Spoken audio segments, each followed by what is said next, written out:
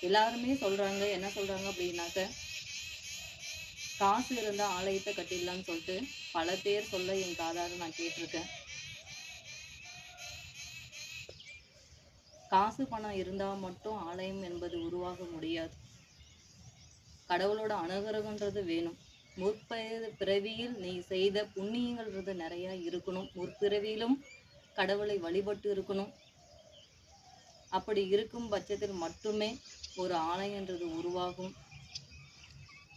எல்லாராலையும் எல்லா ஆலயத்தையும் உருவாக்க முடியாது.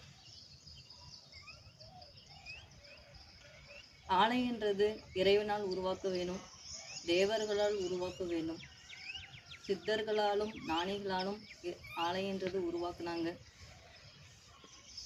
மனிதர்களால் உருவாக்க வேணும் அப்படின்னா, அந்த ஆலயம் மனிதர்களால் உருவாகணும் அப்படின்னா, அந்த இடத்துல அந்த அம்பாள் குடிகொண்டணும் அப்படின்னா, அவங்களுக்கு அந்த அனுகிரகன்றது முழுமையா இருக்கணும்.